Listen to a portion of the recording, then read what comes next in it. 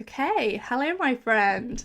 Welcome to this very special episode of the podcast where I'm going to be talking to the fabulous Morgan Gillis, who I've actually worked with recently. I worked with this year to help me get more strategic with my Instagram content. So I'm excited to start implementing what we worked on because I haven't actually started implementing yet. But I wanted to have a conversation with her today because I want to bring in other business owners who offer different services to me, but who have actionable advice within their specific field that can help you either save time or optimize your time, and who are also willing to not only share some of the things that they do to help them manage their own time, like what hacks they've found useful for them, because everyone is different, but who are also open to sharing some of their struggles with creating their own work-life balance or whatever it is in their business, like juggling all the things. Because I think that sometimes we think that we're the only ones who are struggling to juggle it all, or who are getting in our own way, even when we know what we should be doing to make it easier for ourselves.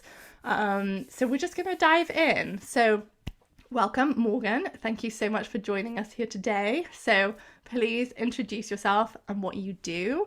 And then to start, let us know how you started in your business and also what your party trick is. I love it. First of all, am I the first guest on here? You might be. Okay. I mean, you're the first one that we're recording, so I don't know if it's going to go out first, but yeah, potentially.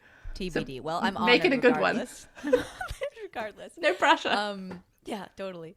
So yeah, my name's Morgan. And basically in its simplest format, like I help coaches sign clients on Instagram. So that's pretty much what I do. And in terms of how I got started, I would say that I got started from not being able to do that. Probably like why most people start their businesses. Like that was my biggest struggle. I got certified in like health coaching and fitness coaching and CrossFit and nutrition and had, quadruple certifications. And probably for 5 years I was on Struggle Street and just like could not figure it out, waiting tables to pay bills forever. Really treating my business like a hobby kind of, and just really not knowing how to sign clients. And so I think once I transcended that and really was like, wow, once I had some really big results and figured like, like I think at one point it was like super dramatic, but I went from making like $1,000 a month to like, making my first 20K month in a very short space of time. And I was like, holy freaking crap, like just blew up my paradigm of what was possible. And so I think like, yeah, that's kind of how I got into this is trying to do it in the health coaching side and really not figuring it out. And then once I did figure it out, I was like, oh, I gotta kind of teach this. And I think the last thing you said was like, what's your party trick? Mm-hmm. So this is going to tell you guys a lot about me, but my party trick is just not to attend the party. Like I actually just don't go. I just don't party that much. So I don't have a party trick. Maybe You've never been a party animal? Very, very rarely. Like maybe like when I was in college in like 2011, like maybe I went to like I had 3 rocking nights in like 2 years, like it's never really been a huge thing for me. Okay, fine. Yeah. So you like to stay in? Yeah, she let me off the hook. I'm a baby grandma. How old are you? I'm 30. Love it.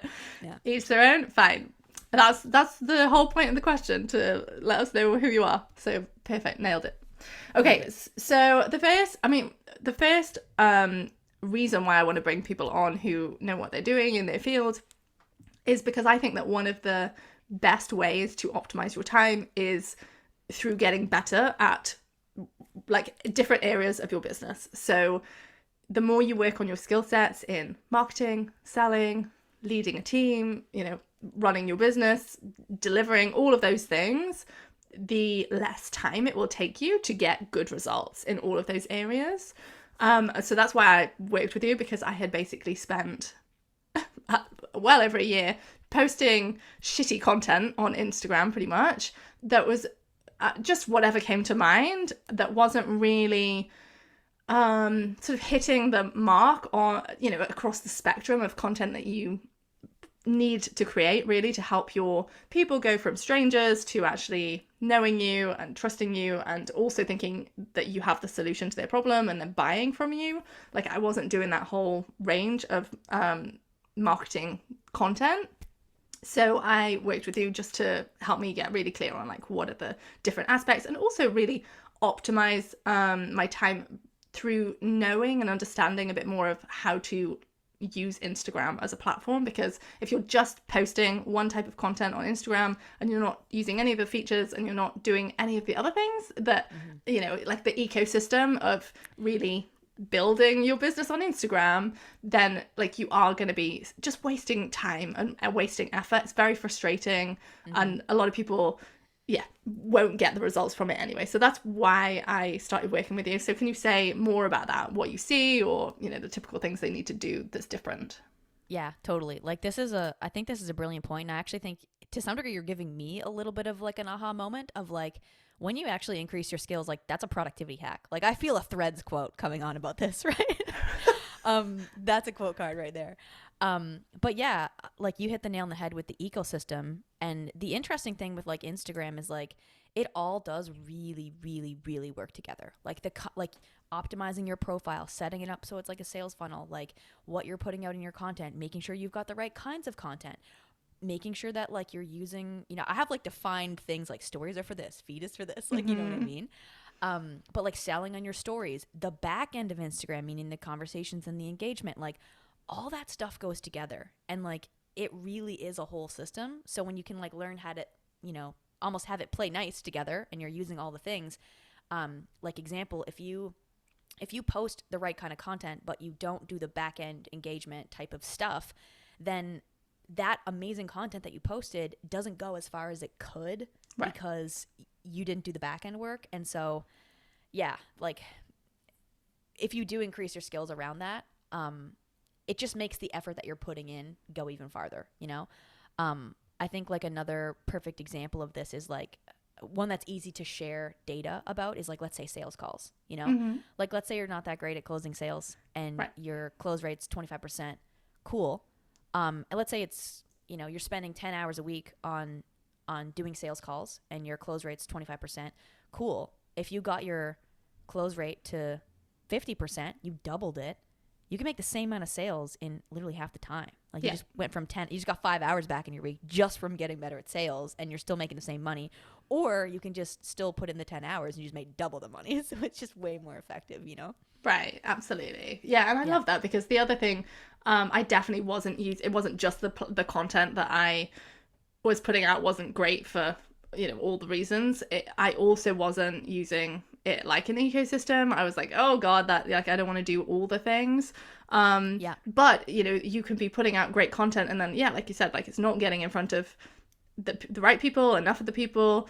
And if you're not making offers, then you can be creating loads of great content and it can be being seen, but then you're not actually selling. You're not actually inviting people to know how to work with you or how to get the solution. 100%. Like it's like, what's the purpose of creating feed content? It's like mostly to get visibility, followers, visibility, eyeballs. But let's say I always pick on Sandra. Let's say Sandra saw that piece of content, right?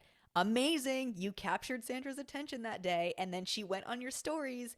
And guess what you didn't do? You didn't be like, hey, Sandra, I could help you solve this problem. Here's how to work with me.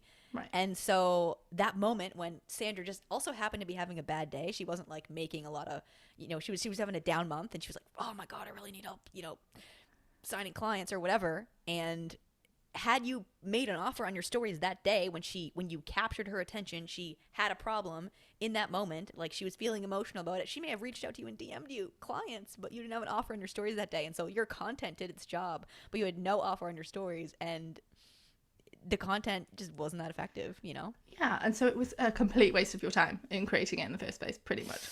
Completely, but but it can be, you know, if you're never making the offer, if you're never getting the sale.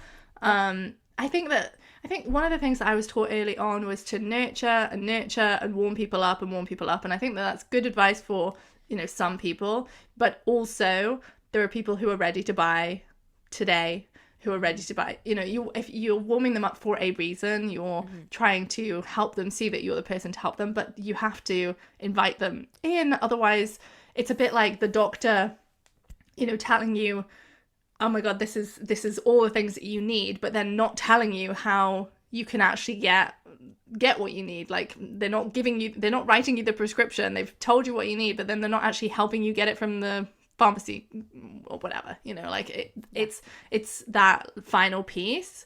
So if you could summarize, I mean, obviously you do a whole course on this, but like what are the core things that you would say you need to be doing on Instagram using the whole ecosystem? How does that work together? Yeah, totally. So I would say first core thing is like making sure that you have your account set up correctly. Like the biggest things for this is just like, this is like a 1 in 10 type of thing, is like making sure that your account's optimized, turn into a sales funnel, what have you. But like making sure that your bio calls out who you help, what you help them do. There's a call to action there. Leveraging the crap out of the story highlights that are beneath your profile to put tons of results and social proof there.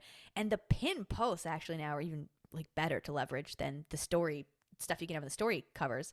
Because you see them, they're in your face all the time, right? And so making sure that you've got some like just really like power play type of posts there that you could have, frameworks if you got it, showing your methodology, social proof, whether that's yourself or your clients, maybe your story. That's actually one that I don't have right there right now, but I probably could tell a bit of my backstory, how I got into this, etc. Right?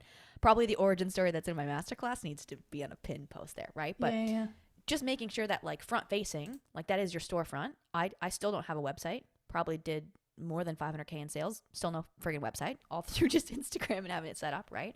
But that's number one, is like you got to make sure your storefront is set up. And as a side note on that, one thing that's going to make that really, really challenging is if you don't have the clarity on your niche and your ideal client, it's going to be really hard to write that bio. And so if you can't write a really good, solid bio, it's like, hey, I help this person, like, I help this person lose 10 to 20 pounds of fat in 90 days or something. If you can't say that, then probably have some work to do, like not like an Instagram thing, but as like a foundational business like principle. Like you need clarity on that, for sure, or else your content's gonna suck going forward, right?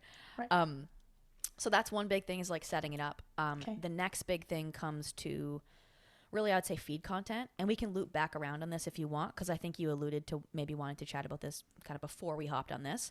But like the different kinds of content to be posting, there's so many different kinds, there's so many ways to do it. Like you want to put your own flavor in there, but I would say most people really overdo it with the tips. I like to say, like, for me, I'm guilty, so guilty. Me too. yeah, we're both. It's the easiest thing. It's like we just like, let me provide value, let me nurture you more, right? But those aren't necessarily, like you said, those posts that really convert people, that really activate people and have them like slide into your DMs. So I would say, like, frameworks are big because they show that you have a process.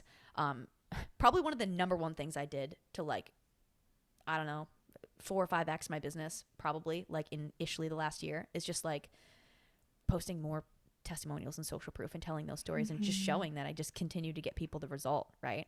So that's another big one, because people are like, oh, that's cool that you gave me, some tips, Kirsty, on like productivity, but like, how do I know that you can really help me? Like, how do I know that you're just not some person posting random tips that you got off ChatGPT or something? Absolutely.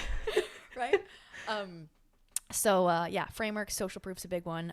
Problem aware, if your people aren't super problem aware. Like my people, like they know it's keeping them up at night that they don't have clients. Like I don't need to do as much problem aware. I might need to do problem aware stuff on like 5 signs your messaging is off. Like they might not know why they're not signing clients, right? But that could be one. And then what am I forgetting here? Oh, belief surgery is actually a huge one. Maybe people probably have no idea what that is, but like removing the beliefs that are preventing people from investing with you and giving them the empowering ones that they need to make those moves. Belief shifting content, really. One of my friends, great copywriter, calls it belief surgery, and I loved it. So I was like, I like it. I've never heard anyone else say it. So like an example for my niche, like just for specifics to help people here, is that, so one of the solutions that I help people implement in their business to save time is to hire their first team member or their next team member type thing. And I coach on all the resistance and the fears around that to get them to do it if that is the thing that they need to free up time. But one of the beliefs that they have is that it's, I'm not at the right place in my business yet. I'm not at consistent enough income yet to, I'm not at that level yet. I should be able to do it on my own. It's cheaper and quicker and easier if I do it myself, or I won't be able to find someone who can do this task. They're all the kinds of things that are getting in the way, not just of working with me, but of hiring anyone to help them with that thing, because they think that's not like you're pulling a face. What's the face? Oh, I'm just like agreeing with you and also Right. chuckling because I have things to say about this, and it's just funny because we talk about this a lot. It's like every time you talk about what's going on, I'm like, yeah, I'm your ideal client. Yeah, you could definitely hire some extra help in your business. Yeah. Yeah, so that's an example of like, yeah, beliefs that you'd want to shift. So to do that in your content, it would be things like it's actually costing you money if you know, you're like that VA or whoever you're hiring could be freeing up your time that you could then charge out at a higher rate than what you're actually paying them. Or, you know, it's actually not quicker and easier for you to do it yourself. Or, you know, the reason why you're not at consistent income is because you're wasting time on things that are not helping you with that consistent income. And so actually, if you took that money and you put it into having someone do some of the stuff for you, you could then focus on like the needle moving tasks. So that's like an example. Totally. Yeah. So And like another another example for you even, and just total hack, by the way, for figuring out like what piece of content you should put out that's like belief shifting. Belief shifting content is literally like answering objections is basically what it is. Like right. there's a complete correlation between what you're going to do at the end of a sales call and like the content that you're putting out. Because like example, let's say that I get on the phone with you and I'm like, okay, well, I really need, I haven't hired anyone, like I'm doing everything myself. And then at the end, I'm like, yeah, that sounds good. You give me your offer. And you're like, I'm like, yeah, that sounds good. And then I'm like, okay, I need to think about it. Right. And really probably I could just, this is just a hypothetical scenario I can see myself doing. It's like, what am I really thinking about? Well, in my head, I'm like, okay, cool. I definitely know that I need to get help. But then I would be thinking like, okay, well, why do I need a coach to help me hire people? Right. Like, why couldn't I just hire them? Why couldn't I just figure this out myself? Right. Absolutely. And so that would be probably you telling a story. Like the easiest way to break a belief like that is like you would then tell a story about how you had the same experience, you had the same thought, and here's what happens, and it wasn't fucking good. Pardon my French. Right. And the reason for that is because you still had these subconscious beliefs that were holding you back, which is why you have whatever you do, NFT or hypno or whatever in your stuff, and you remove these beliefs, right? Right. And so like the easiest way to like break these beliefs, whether it's on a sales call or it's in a piece of content, and honestly it should be both. Like if you just got off a sales call with Sue and she gave you that, I try not to pick on Sandra, but you just like got off a sales call with Sue. They're all S's. S Sally. Anyways, Sandra's the new Karen, if you guys haven't noticed. But if you just got off a sales call with her and that like that's the objection she gave you, not only should you better have a response prepared for that for the next person, because you're going to get that again, but you best go turn that into a piece of content, because there's 15 other people in your audience who are like have the same thing, but you've never been on a sales call with them, and like that's why they're not reaching out to you, right? And so you have to remove those beliefs. So. I love it. And it just as an example for me, because that absolutely did happen to me, is I didn't hire a coach to help me hire my first person, but whenever the reason why I wasn't hiring help is because of a money scarcity within me. And then every time I had an opportunity to save my £10 an hour on the cleaner, I was like, oh, you know, I won't get the cleaning company in today. I can do this. And I reverted straight back into the old pattern of me cleaning the showers and the toilets and the tents at a £10 an hour job, rather than me taking that time and working out how to get more customers and improve our marketing for the campsite and do different things. So really, like, that's why I needed the coach, not necessarily because I couldn't take that initial step, but that you can place like an upper limit on yourself, you know, sort of a ceiling as to what you can earn, or just a cycle that you keep repeating, a pattern in yourself. So even if you get out of it, you see this a lot with weight loss, like, yes, yeah, you know, like, I've lost some weight, but you've still kept all the same sort of limiting beliefs about yourself and same identity, all of that you need to shift, you need to break out of in order to keep the result that you've created. Totally. And that right there, like, just as a side note, if you have these beliefs that you need to remove or objections you need to handle, whatever, best way to do it is through stories or analogies. And you just gave a great analogy. People can understand that, right? Like if that's a post for you. Yeah. And you could put that in the content. Like we're doing coaching right now. This is great. Why didn't I do interviews before? but like you could put that in the content of like, just a tip for everyone listening is like, if you're like trying to illustrate a point, but it's like harder to grasp within that thing, then give them something that they already understand that's the same thing. Yeah. So if you're like, like, if you could literally write this in your post, like, have you ever seen people before where they've lost 100 pounds and then they've gained it back? It's like, well, why do you think that is? Well, it's because this thing is happening, right? And the same thing is going on with your money story. Have you ever tried to hire a VA and you had them for a couple weeks and then you reverted back to doing it yourself? Why do you think that is? It's the same reason that people gain weight back. It's because there's subconscious stuff that's there, and if you don't remove it and fix it, you'll just keep running the same patterns, you know? Yeah, I love it. Okay, so let's recap, because otherwise it's going to be too much of it. Okay, so first step is like sort out your Instagram, like bio, like everything, the whole optimize your account, niche, optimize the account. Okay, make it sexy so people land there and they're like, "Oh, this page is for me. This store is for me." Like, amazing. Make it sexy, and also to do that, you need the clarity on exactly who you serve and all of that stuff. Yes. Then the actual types of content you want to be putting out. So we've touched on frameworks, social proof, problem aware. We just touched on belief surgery, and the last one's tips, but we all know that one. That's what we all do too. Amazing. Yeah. So don't nurture content. Right. Absolutely. We're all really good at that. So yeah. So this should be super helpful, because I think that people do not, like I wasn't doing, like, really look at it like even like an ecosystem of content. Like, it needs to be like the whole tree, not just the leaf. Yeah. Okay, amazing. So what else? So those are I would say the first two parts of the Instagram ecosystem, right? Okay. And then I would say more so the last two are, then you've got your stories, right? Which I personally see your stories as serving two main functions, which is like connecting with people on a deeper level, showing them day in the life vibes, like letting them actually get a feel for you. That's not some curated, feed post. Right. I guess like maybe there's three. The other piece would be like engagement, like engaging, like giving them polls, giving them questions, giving them places that they can interact with you. Because then, I mean, there's a ton of great things about that, but you can loop those back around to conversations, which leads us to the DMs and stuff like that. But personal life, engagement, and the stories are the best place to talk about your offer. Because if you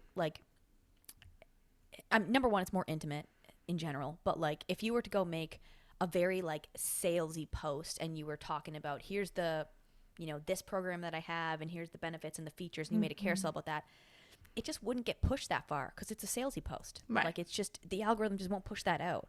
But like, your stories are always there. Like, people can always click into that, Right. And so they end up being, the feed is the place really to get visibility, eyeballs. To some degree, it helps you grow your following.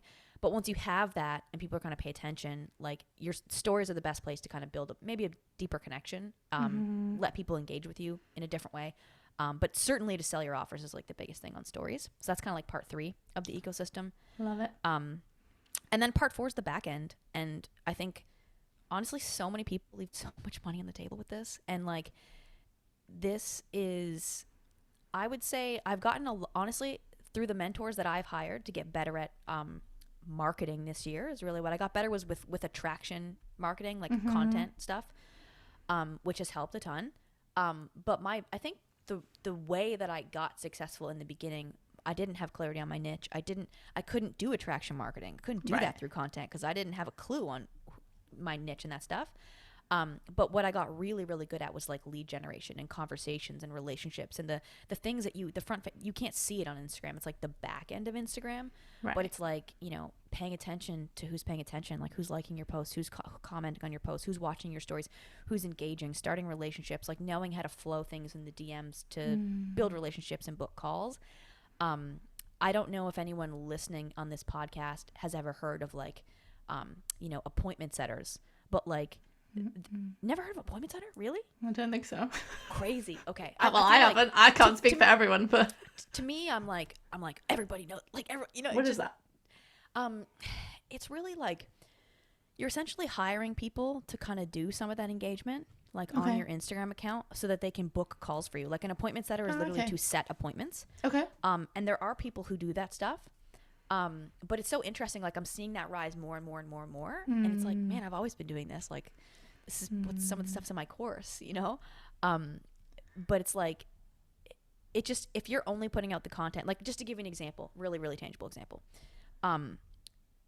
like this is one of those pieces that like you could be doing the other things, but if you're not doing this piece, it's a really crucial part of the ecosystem. And now all the other things you're doing on your feed and your stories or whatever is like just, you're not getting as much bang for your buck as you could. Right. And so like total example, I do pay attention to who's watching my stories. And there was one particular girl who I could see that she was watching my stories a lot. And I was like, okay, so she's more engaged than the average person. Like your most engaged people are your story watchers, like your religious story watchers who float up to the top, or like they're like very warm leads, right?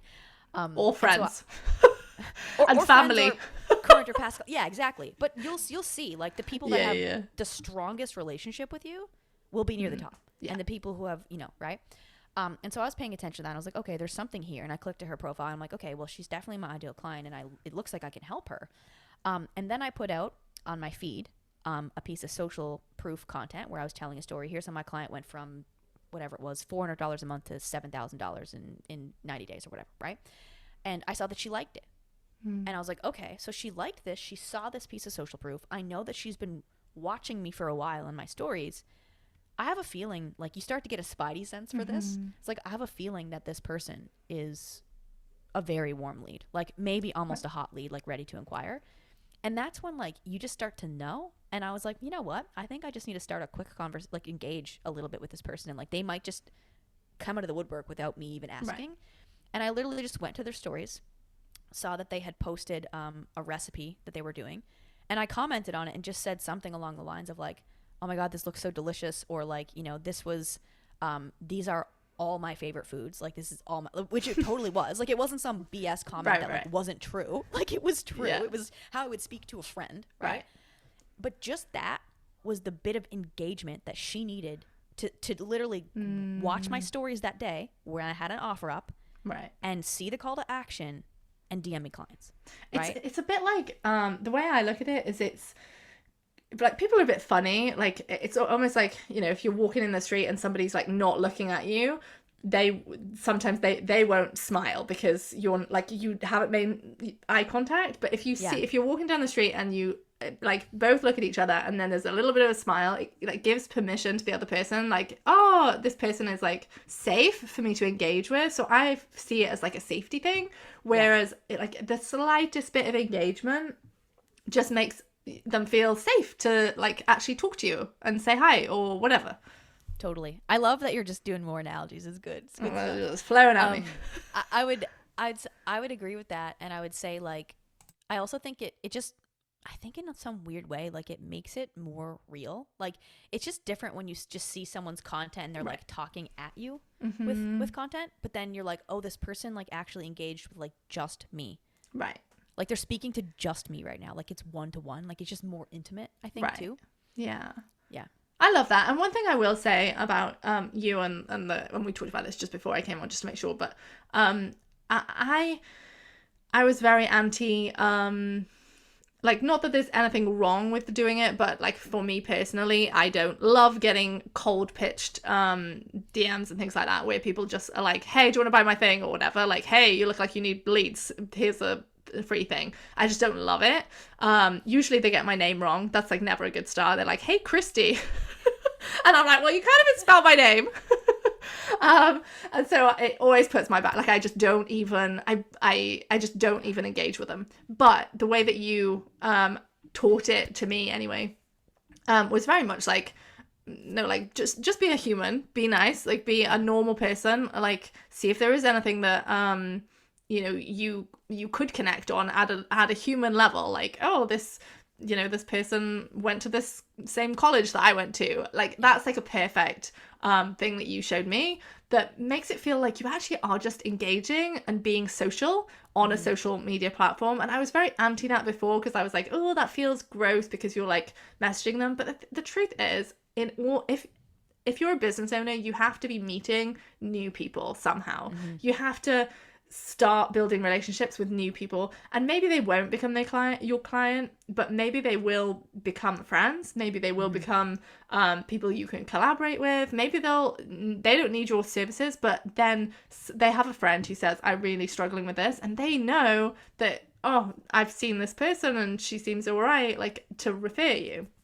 So I think that like you've got to be a bit more open-minded as to when you are reaching out, that you are reaching out to form a connection in some way, and maybe that doesn't go anywhere, and you don't have to do it in a sleazy way. You don't have to make an offer. You can literally just connect, and that way they get an opportunity to find you, to see your content, and then they can decide for themselves if they're going to carry on watching your stuff, and then you can have more of a conversation. I wholeheartedly agree. And like, I remember being at like an event this past year with who was it? It was Bradley at Coaching Con, and he literally, one of the things he said on stage is like, the more hands you shake, the more money you make. And it's just like, to some degree, like, it's just a certain number of connections. Like, it is a numbers game in that sense. But if you go into those conversations and your genuine intention is like, I'm here to connect with people, and lead with value first before anything, right? The sale comes after that, if it comes, you know. But like your job, my thing with outreach or reach outs is actually like the biggest difference, I think, between kind of what I teach and how I teach it and like what some other people teach is they are doing reach outs to make a sale right off the hop. Right. Whereas I'm not doing reach outs to make a sale. Right. I'm doing reach outs to grow my following. I'm doing reach outs to connect with people and get in front of people that are, you know, we've reverse engineered to be our ideal clients, right? And to connect with them in a way that they do click to your profile, which is optimized, and it looks great, and it speaks directly to them, and they're like, yeah, this chick looks interesting, I would follow her. Great, now you're in my world. And at some point, if you hate being in my world, cool, you'll unfollow me. I'll never see you watch my stories. I'll never see you like my stuff, and we'll never speak again, and that's great. That wasn't for you, you know? Right. But maybe you did get in there, and you're like, okay, actually, this is great. I'm getting a ton of value. I start watching your stories, and you reach out and DM me clients one day. And so it's just way more, it's just not, like, it's just a longer game, I think, is kind of what I play. Right. Yeah, and I love that. Okay, fabulous. So that's like the last piece, yeah, of like really speaking to people, engaging with their content, like seeing who's in your world, like maybe making the first move just to connect, and then just see what goes from there. Yeah, like those are pretty much like that's the ecosystem you're running basically to, you know, in some ways, you know, bring people in, lead capture, nurture people, lead nurture, get people to inquire, you know, lead conversion, and then the only other thing is like, that's like the ecosystem that you're running. Sometimes you decide that you want more leads into the ecosystem, and that might be, you might do podcasts, you know, you might run paid ads, you might double down on your organic content, like whatever. There's more ways to get people into the ecosystem, but that is the ecosystem itself for sure. I love it. Okay. And then the other piece of this that I wanted to talk to you about is really like another aspect of optimizing your time. So obviously, like, we want to be optimizing your time, actually making your marketing better and making the platform work for you. So not neglecting areas that actually help work together to get the results that you want. So we're making the most of the time that you spend on that platform. But then the next piece of that is then obviously most of those people, for most service-based providers, will probably have a sales call. Which obviously you want to work on your skill sets. I know that you teach this too, and we won't dive into this in depth, but like, you know, like how to get better at actually like selling, you know, running a sales call and it serving the person and finding that they're the right fit for what you offer. But one way that you can, again, save time, and this is what we're going to dive into, is how you can sell in the DMs without needing to book that sales call. Because that could save you, I mean, how much time do you think that saves you if you actually learn the skills of selling in the DMs? Again, same, like, no, not sleazy. They're interested in what you have to offer. They are, you know, they have a problem. You have the solution. They recognize that. They are willing and able to, you know, find out more about it. What would you teach or help, you know, in that area about selling in the DMs to save time? Yeah, totally. So the first thing that I would say is I think that the selling in the DMs piece,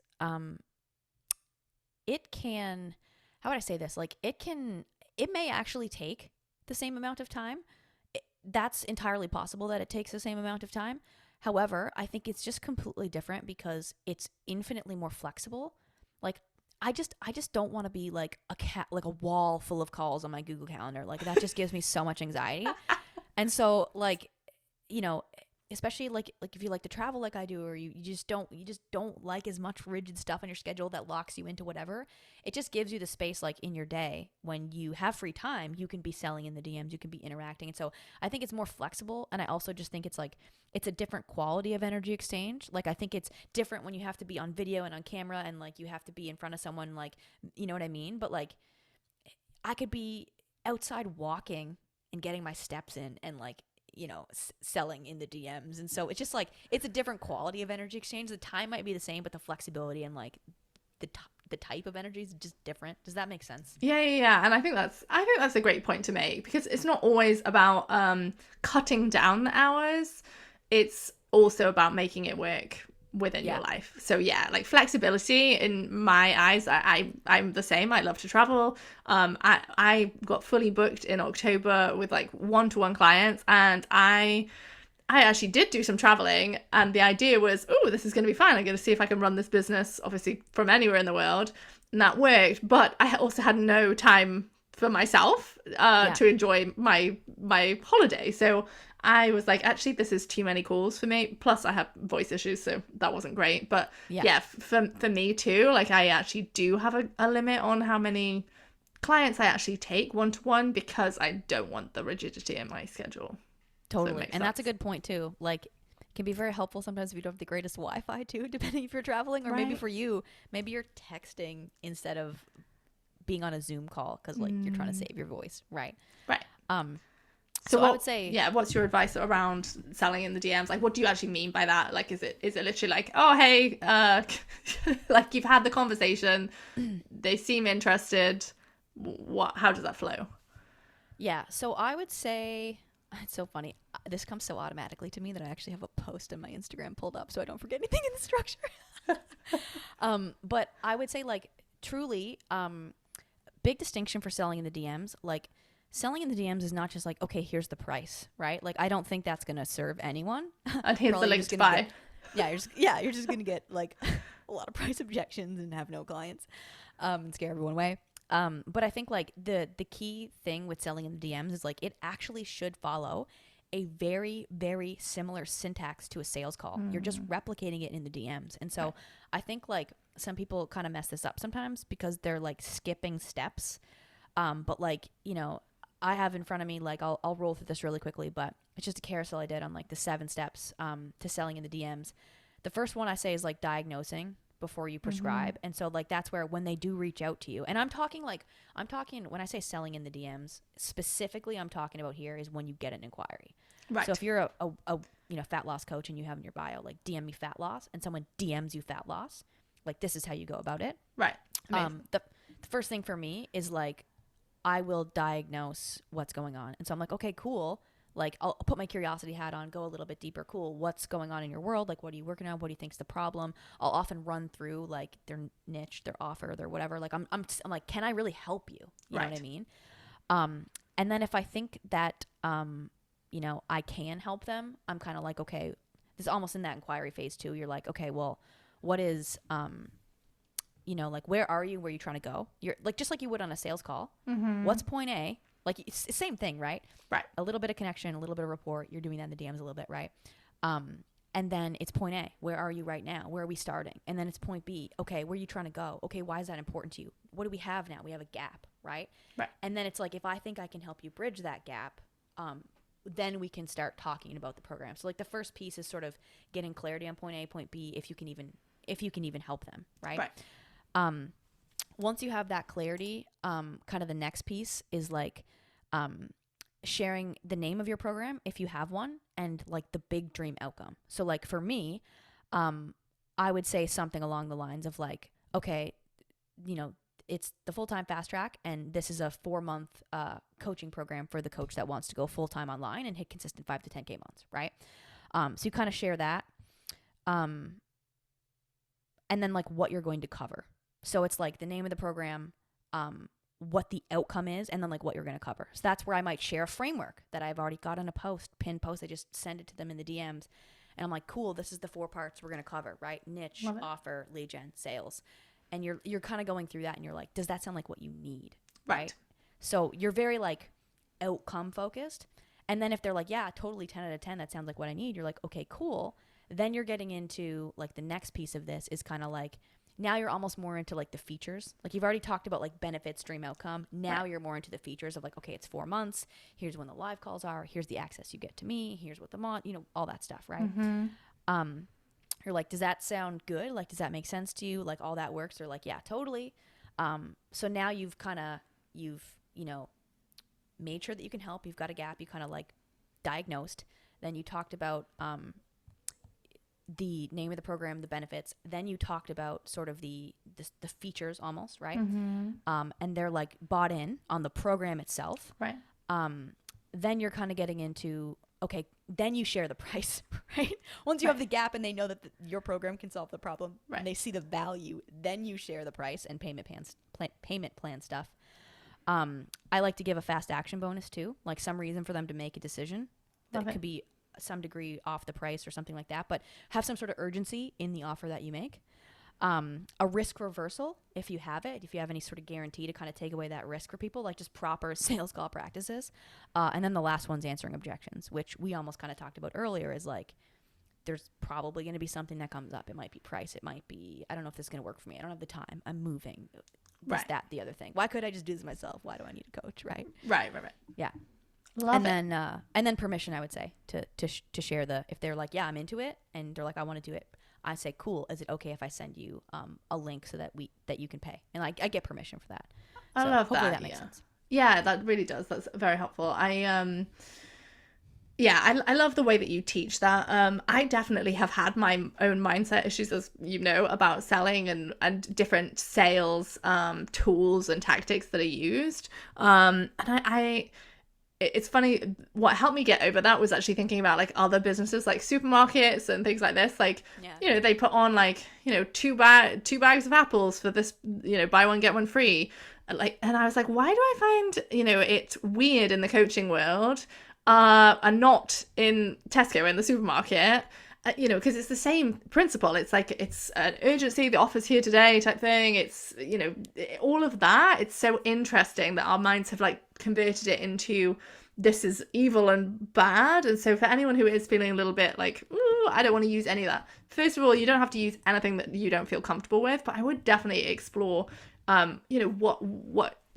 Like, why do you feel uncomfortable? Because the way that Morgan teaches it, and, the way that I see it too, is you as long as you have a product or a service that you are good at delivering, like, and you're not actually a scam artist, and you do have their best interests at heart, and you do want to help them, then really the sales call and everything that you're doing is because they have opted in, they want it, they're interested in it. And I think sometimes we get tripped up because we think people don't want it, and then we're trying to push it on them. We're never talking about that. We're always talking about, like, they've put their hand up, they've said, I'm struggling with this, can you help me? That's who we're talking to here. And then they want to know all the details, so that's what we're doing. We're trying to find out, are they actually, can we actually help them? Like the analogy with the doctor, like, it's no good if the person is going to the doctor and saying, this is what I want help with, and then the doctor is like, that's not my specialty. Like, he's asking those questions to make sure that he can actually help them. And so we want to do the same thing. And then the same with objections. Like, it really is, it's not necessarily objections like, I don't want to do it, so put pressure me into buying. It's very much, I want to do it, but I'm concerned that I won't have the time. Like, can you help me find the time? Or, I want to do it, but I'm worried about the money. Okay, let's make sure that we know for sure that we can help you. And that's, I think, the piece that makes it okay for, for anyone to be using those tools and tactics if that is, their intentions are good, if that makes sense. 100%. Yeah. And for the record, like with the, objections piece of it, that shouldn't feel pushy. It shouldn't feel forced. It should actually feel like you having their best interest in mind. Right. And like, honestly, if I get on a discovery call, like even if I got on a discovery call with you and we were talking about your program, like, I actually like, I want you to help walk me through these objections, because I know that I'm going to stay stuck if I keep doing what I'm doing. And so, like, I want you to lead that conversation. Like, I want you to show me a perspective that I'm not seeing. Like, example, let's do an easy one, like a weight loss example, is like, let's say, I've been, under eating like crazy forever. And like, my hormones are all messed up, and like, I need to hire a nutrition coach to do a proper reverse diet and stop screwing up my hormones. Right. Like, I want someone to call me out at the end of that and be like, okay, well, like, but let's be realistic here. Like, what are you going to do if you don't get help with this? Like, you've been doing this for the past 12 years. And we know where you're at here. And like, the more you dig this hole deeper, you're digging the hole deeper, Right. And so like, are you going to change your behavior? Like, if we get off this call and we don't decide to work together, like, just realistically, like, you kind of want someone to help you answer those things. Cause like, that's how they're going to move forward. And like, they want that too. And that's actually like the first part of you coaching, probably, is answering objections. It's really showing up for them. Yeah. I love that you say that as well. I mean, the one thing again that like helped shift it for me was thinking about a doctor example. Like, if somebody came in and they were, gonna die, they're on their road to dying basically, and they've got, and they're smoking and they're drinking and they're sending themselves to an early grave. Like, it's the doctor's responsibility to be like, hey, like, if you keep going on this path, this is what's going to happen to you. I'm guessing this is probably, it's probable that you're going to end up here. And they are trying to persuade the person to take a different route. Like, that is what they're trying to do, but it's for the person. It's not for the doctor. The doctor, it's not solely for the doctor to have a job type thing. Totally. Yeah. And so if you lead with that intention, you will feel really good with your sales and your objection answering, because it's just like, you have like, they're your number one priority, right? Not the sale. Yeah. I love it. Okay. Amazing. So thank you so much. So that's awesome. So really, do you want me to do a quick recap on those steps? Yeah, that'd be amazing. Okay. So I'll just say 7 steps to selling in the DMs. The first thing is diagnosing, which is the same thing that you'd be doing in the first 40-ish minutes of a sales call. Right? Yeah. Cool. How are you? Connection, like, where are you now? Where are you trying to go? What's the problem? What's the gap? Right? Right. If you think you can help, you proceed. If you don't think you can help, you stop. Right? Right. So number 1's like diagnosing. Number 2 is you're kind of presenting the name, the big dream outcome that they're going to get, lose 20 pounds, hit 10K a month, whatever. And then like, sort of like the benefits, or like what you'll actually be working through, which for me is like, hey, we're going to work on niche offer lead gen sales. Right. Yeah. Then you kind of get into the third piece, is you get into like the features more so, community access, Slack support, right? What time the group calls are, etc. And then the fourth part is, price and payment plans. The fifth part is like a fast action bonus if you have one, which I totally 18 out of 10 recommend that you do. The sixth part is a risk reversal, which I also 18 out of 10 recommend that you do. Right. And then the seventh part is answering objections, and obviously getting permission if they say yes to send the link. So that's kind of the 7 steps, but it should literally mirror the exact same thing you're doing on a sales call. Yeah, but it gives you the flexibility to be essentially selling your offer to people who want it, who've inquired, without you having to find the time. I think that's super useful, because I know a lot of the business owners that follow me are mums, and they don't have like loads of free time in their calendars. So basically, rather than risking losing the sale, or not knowing what to do when somebody messages you and they say, I'm interested in this, and then either not getting back to them because they don't know what to say, or them saying, we'll have to book in a call, and that's their first thing. This is a way that you can start that conversation and then actually make a sale. And as a total side note, like, I think this is maybe important just so people realize like how much you can use this. But when we started working together, when I did the January launch of the full-time fast track, like I did that all through sales calls. And like, honestly, I'm running everything, I have no help, which we need to talk about.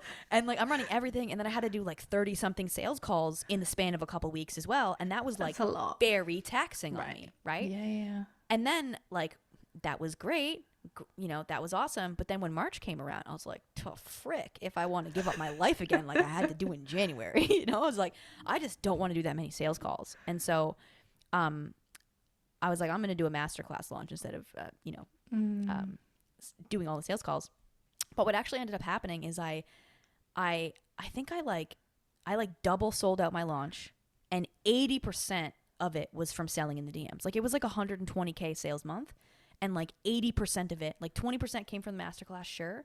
but 80% came from selling in the DMs. And the only way that I could do that in such, like, that was in the span of just very short space of time. But the only way that that was possible is because I did so much of it through the DMs. And so, like, it can be like wildly impactful if you do it right. If you're just giving them the price, then, like, don't say that it didn't work, you know? Right. And I love that, because I think that particularly for people who are not just don't just have one-to-one spot, and they're trying to find space for that. People who are trying to fill a group, if you are a coach, or if you have an online program or whatever, that you're trying to sell people into, then if you're trying to find space for 30 sales calls, or even more, because if you're not 100% conversion rate on your sales calls, like, you need to do even more than the numbers that you want in there. So this is a really nice way to leverage your time. Totally. Can I do a total free thing, shameless plug right now, since we're Of course here? you can. I said you could. It's for the absolute benefit of the audience. We know that. But I would just say, like, if you want a training on this, I literally filmed an actual, like, full-blown mini training that's on Kajabi, for frick's sakes. Love with it. Like, an actual, here's me breaking down the 7 steps in a training. Here's me actually doing it. Like, I literally screen recorded my DMs, and I'm like, here's what I said here. Here's why I said this. Here's what they said. Here's what I said back. Like, you can see everything. I love it.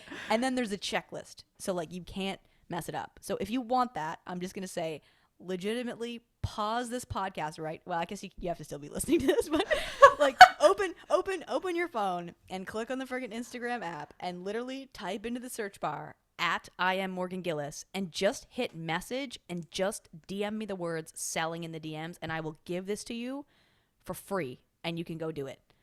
So hopefully that's helpful, but that's my give. That's lovely, and that they will appreciate that I'm sure. Okay, amazing. Thank you so much. And then the last couple of things before we dive into you was batching content. This is anything that you can talk about regarding saving time, like, batching content, and also making your content easy. So I know one of the things that I loved about you, and actually gave me permission to do my reels a little bit more, like, I'm just gonna talk at the camera. I was already doing it for Facebook Lives, but I hadn't started doing it on Instagram. And your reels are always very much just like, your head talking to the camera. So whatever, there's like a saying that's like head to the camera or something. I can't remember. I don't know what it's called, but anyway, talk about batching content and making your content easy in terms of, like, helping them create in less time. Yeah. So I would say, like, with making your content easy, if you follow me on Instagram, like, you'll see that most of my content, I'm usually filming content just on a walk. And it's because, like, I get great ideas when I'm out walking, and, like, I'm already going for a walk anyways. Like, I was already going to do that. And so I just combined my steps with, like, same with selling in the I'm always combining steps with everything. This is why I hit my 10K steps every day, because I'm selling in the DMs and I'm creating content when I'm doing them. But if you can do things like that, where you can kind of, like, feed 2 birds with 1 seed, for lack of better words, and, like, you're doing something you're already doing anyway, like, that's easy for me. Like, sometimes I could go on a walk and come back and have an hour walk, feel great, and have, like, 6 pieces of content filmed, right?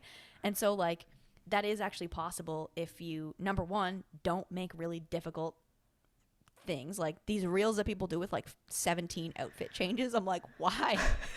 Like, why? Like, what if that reel flops? Which it like, you've so much invested in that one thing. It's like, just don't pick hard stuff.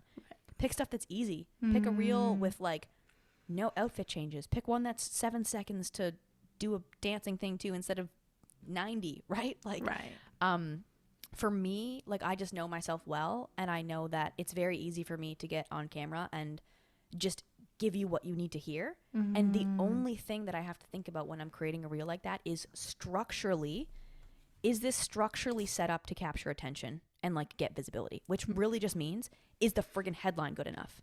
Like, that's pretty much it. So I get an idea when I'm out walking, and I'm like, cool, this is valuable. I can teach people something about this. How do I turn this idea into a hook or a headline?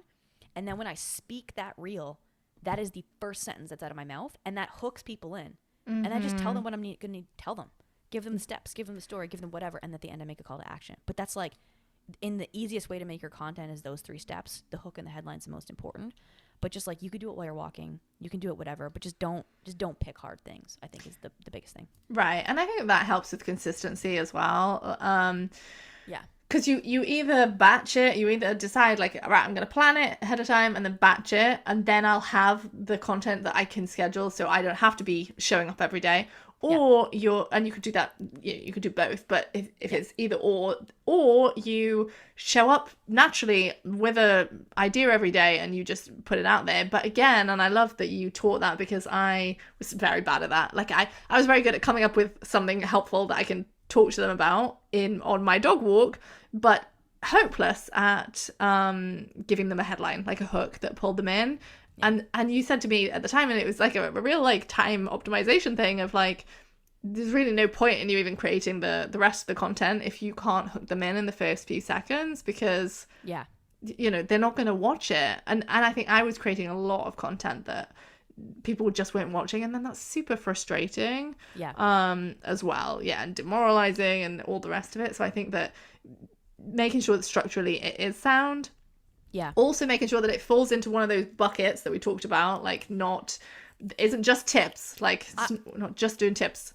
I was just gonna say something. One thing that's interesting about the content that I do walking, the reels, usually they're tips, because like that's mostly what I get the ideas for when I'm out walking. So I think that a lot of the walking reel ones tend to be more that nurture tips content. Like if I'm going to write a social proof piece of content or a framework piece of content, I'm probably going to do that in a carousel. And like I have to sit there and think about the headline for that, and like pull the screenshots for the client stuff, or go create the thing on Canva. So I would say like social proof ones sometimes work a lot better on carousels. Same with the frameworks. The belief shifting ones, funny enough though, they can actually work great if you get an idea like in your head of kind of how to shift a belief or something like that. Like honestly, some of the posts that do so well for me, I just pull out my notes app and like I literally just like type my thoughts into notes, and like I'll type like one little bit and space it down a ton. Oh, I do that. Like, type a lot and then space it, and then I just take screenshots of my notes app and just like upload it to Instagram, and like they do so well. So like that's another way that you could like, they actually get some of the best engagement is those just thoughts straight to notes app. So, I love that. Yeah. So but make sure that if you're not, if the only thing that comes to mind is tips, make sure that you are sitting down and planning the rest of the content, and then or batching it or whatever, so that you can show up with the other stuff, I think. Yeah. I would say something along the lines of like, I would aim to have like a solid testimonial social proof and like maybe a solid belief surgery shifting type post like once a week, like if you can aim and you can hit those once a week. So like you have something like that, but also you've got tons of nurture in there. Like I think that's a good cadence. Nice. But like if you're not doing that, like, probably missing the mark. Yeah. Right. Okay. Amazing. All right. Is there anything else you want to share regarding like your expertise around optimizing time? We've talked about loads of things. I think just the last thing that I would say is, in terms of like, are we still talking about content batching stuff, or are we sort of on my own personal stuff now? Before we get to the personal stuff. Okay, so I would say the last thing is in terms of batching, and just a couple other random things that make things easier for me. In terms of batching, one thing that you really need to have, I have an app on my phone. It's called Todoist. Oh yeah, I used to have that. Yeah, it just allows you to have some boards. I have one, I don't even know. I have one project with a bunch of different boards. Like it's one project called content, but there's a board for reels, there's a board for carousels, there's a board for emails, there's a board for podcasts. And so when I'm out walking, let's say I can't film that thing, or I'm on a client call or something, like I just need a place to document that idea because I'm inspired by it in the moment. But if I don't just create, like the easiest time to create is right then and there, but sometimes you cannot do that, and you will lose it if you don't document it. And so having a spot where you can have that documented, so that if you are batching your content, like let's say you decide I'm going to create all my content, I'm going to film all my reels on Friday mornings. Cool. Then you don't show up to film your reels and you're like, I have no idea what to talk about. So have a spot. Like it can be very, like, actually I'm not even saying it'd be helpful. You need to have a spot to like document your ideas. And if it's helpful for you, you can have a designated like day per week to batch your reels, batch your emails, whatever. Like when reels first came out and I was super awkward, like Bambi on ice with that, like Fridays, all day Fridays was like, let's figure out reels. So Batching can be really helpful. Definitely have a spot to record your stuff. And if you are doing reels, the one person I actually do pay to help me with things is my video editor, and that's been very, very helpful. So it is nice just like not having to like having him put fancy captions on there and like not having to do it myself. Right. You can just get away with the Instagram captions, and that can be also really quick too. Like just put a headline and put captions, but I do kind of like having the editors. It's really great to just, it looks a little sexier, and I don't have to do it myself because editing videos is just not the highest use of my time. So no, it's definitely not. Amazing. Okay. So personally then, just anything that helps you with the juggle, like the work-life balance, making time for you, any tips or anything that you found to be super useful, the way that you do it? I think the biggest things in terms of like personal tips or advice on kind of the way I structure things, is like, this is almost like a bigger picture strategic thing for like how I organize my time, but I try not to take any client calls until later in the day. Yeah. Like I try not to take any client calls until like 12 p.m. or later. Now that I'm in a different time zone, like almost all my client calls are at like 4 o'clock. Like I have like nothing on my calendar until like 4. It's like incredible. Because it used to be at 12 o'clock and it's in Pacific time, but in Atlanta time, it's like way later. But what that allows you to do is it allows you to have you ever read the book The One Thing, by the way? Yes. Right. Okay. So I'm a huge believer in that. Do you have a 4-hour block of time? And some people are going to be like, they're going to be like a mom listening to this, and they're like, no, I hate this chick. Right. And so sorry if that's you, but it's like, can you find blocks of time in your calendar where you can do deep focused work? Yeah. Because like continually context switching from I'm filming a training to like I'm in the DMs to I'm posting content, I'm filming this, to I'm back to my, like it's a nightmare. It's like my worst. Right. It's like a nightmare for me. So I try to have clear calendar space for like 4 hours in the morning. Not taking calls before like 12. That's one big thing. If there's tasks that I really don't like, I actually do set a timer. I actually do love the Pomodoro timer. Like if I'm doing taxes or something, it's like cool. If I just set 25 minutes, it's hard to start, but once you start, you're halfway done, right? Yeah. So it's like if I just set 25 minutes, that's like more approachable for me, and I can just hit start, and then I'm like, okay, cool, I'm into it. Maybe on the break, I'll do like 10 squats or something just to like, liven myself up. Try to get some, again, feed two birds with one seed, like, get some. By the way, I love that saying. It's like so much nicer than kill two birds with one stone. I'm like, this is lovely. I tried to make it positive, We're trying to spread positivity, not violence here, the Pomodoro works well. I don't always like, it's not as good for creative tasks. Like if you're like into a creative, you're in flow, not as good. But if it's a task you don't really want to do and you're just like, oh, I find it really helpful. Amazing. And then the last thing would just be using some sort of planner. Google Calendar is great. But also I have a paper one all the time, and I try not to put too much stuff on it. And like, if I can have that set the night before, or at least the morning, I think that gives my brain like priority of like, okay, I'm working on this, and then you get the fun dopamine of like checking things off. You're like, oh yeah, so accomplished. So I love it. That's amazing. That is completely in line with what I teach. I teach all of those strategies. Yeah, amazing. I love it. Okay, and then lastly, just to because we're all human, and I want to make sure that we normalize the struggles of things that we're not juggling so well, or things that we definitely could be doing better time-wise in our business or whatever. What do you think is the biggest thing that you have that's holding you back from either getting to that next level or creating the work-life balance that you want? Totally. I would say the biggest thing holding me back from getting to that next level right now is I do just need to hire more people. Like I just need to, like, I've been doing everything myself up until this point with the exception of the video editor. And I have had a couple VA type things that I kind of did hire and then kind of did take over myself. So maybe yet again, it's like, maybe you do need her help. I probably need to hire more people. What do you think is getting in the way of you doing that? What? Part of it, this is so strange. In some ways I have like, I love my money beliefs and they really, really serve me in some ways. In some ways I think that my margins are incredible right now. And it's Right. like, I don't want to give any of that up.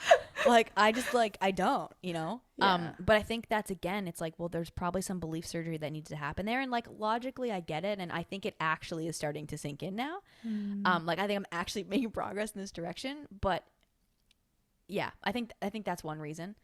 Some of it's like just not taking the time to like make like, cool, you want help? Yeah, you don't know how to hire people yet. Like, Right. do you think that maybe like sales calls, that's a skill that you need to learn? Probably. But instead I'm just like, I just want it done, but I don't want to do the work of getting it done. Oh, I hear you. I was totally there. Yeah. So it's one of these things where it's like, I want the help, but I don't want to make the time to do it. And now I'm starting to understand, like, hey, this is not some extra thing on your to-do list today that's whatever holding you down. This is the work that you need to do to get to the next level. Like, this is the work. Like, what else do you need to be doing today? You need to be hiring someone. You know? Right.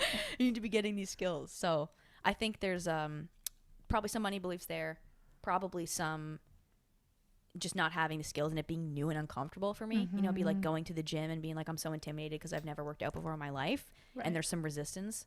And then I'm sure there's some degree of control there, you know, like even with my taxes right now, like I know that I have everything organized the way that I want. And I'm like, I don't really want someone to come in here and F this up, you know, or I don't really want someone to be responding to these comments and like do something stupid that I wouldn't do responding to these comments, you know, like just stuff like that. That's so good. And it's like so common. That's like, Yeah. Like I've coached on that numerous times with different people. It's either usually a money scarcity thing, a control thing, or like I don't want to do the work to streamline, to create systems like SOPs that I can then have someone come in and just take over, like, because that requires a certain degree of time and effort to sit down. It's very tedious. It can be tedious, can be boring, and that is something that I help people with in my programs, basically, because it's like sometimes you need hand holding to do certain things. I definitely did. And at the time I would have loved if a coach had offered that to me. I didn't have the hand holding early enough really to do it, and so, you know, sometimes you just need a little bit of hand holding to make yourself sit down and create an SOP to then be like, right, 100%. You can take over now, you can do this job. Like sometimes that resistance is so high because it's new and uncomfortable that you just never get around to it, right? Because like you just don't want to do it. And so it's like that person to kind of nudge you in the right direction and be like, hey, you know, like me with my clients being like, so listen, I don't see any sales stories this week. Like, what's going on? You know, to make a move to that uncomfortability and just do the thing and get the result. Yeah. I love it. Amazing. This has been so good. Is there anything else that you want to add before we wrap it up? I think that we covered most of it.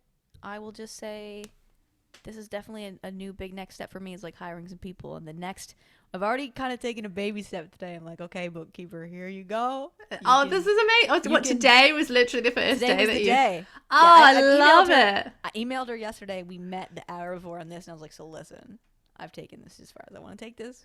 Here you go. And I started working on some SOPs today to hire a VA to do some lead gen. Good. So look at that. Good.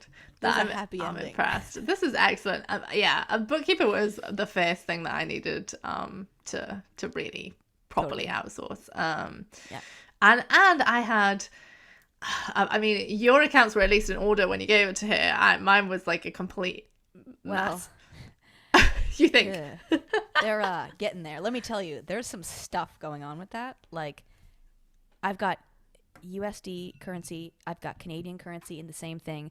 I've got 3 different personal cards, 4 different business accounts. Like, it's legitimately a nightmare. I'm sure they'll be able to manage it. She's pumped. She's like, new favorite client. Yeah. I love it. Okay, well, this has been lovely. Thank you so much, Morgan, for coming on and having this conversation with me. I think it's going to be super helpful for everyone who's listening to this. Yeah, loads of good nuggets in there. So just to finish, what is the best way for them to find you?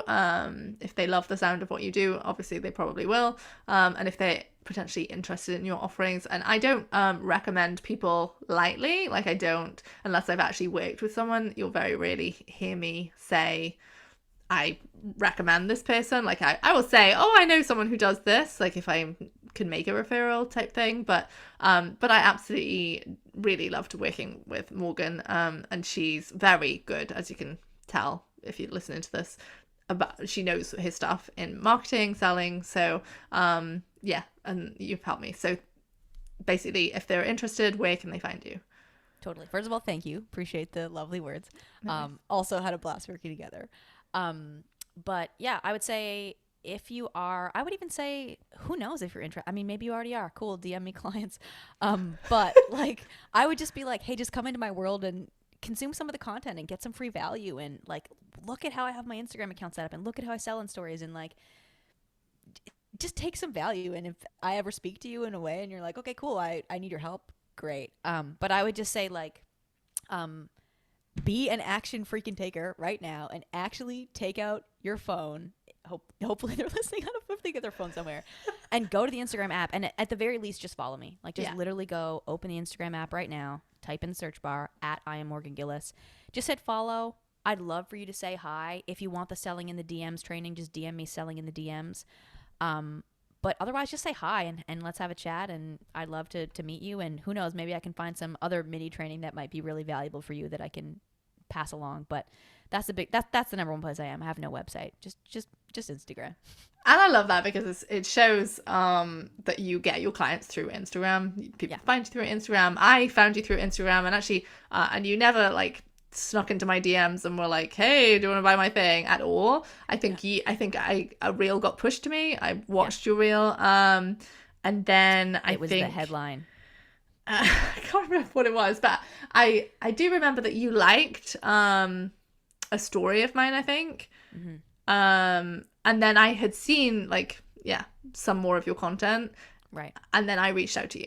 So it's not. Can I just? I just want to recap on this for everyone listening, so that they understand how the ecosystem worked right here. One reel went to her. She probably liked it, and I was paying attention. Right? The headline was good. It got pushed to her. She probably liked it. I was paying attention. I made one comment, and then the algorithm was like, "Oh, these guys are talking," and then they sent her more of my content, and then she slid into my DM. So like, total shameless plug for everything that you just learned in this thing. It all friggin' works together. Absolutely, yeah, for sure. And it was seamless. And I hired you because I was like, oh, she knows what she's doing. So absolutely. So okay, so go check her out. I'll put the link to your Instagram on the show notes. Thank you again so much. This was a blast. Thanks for having me. You're welcome. And thank you everyone for tuning in. I will be back next week. So have a good one.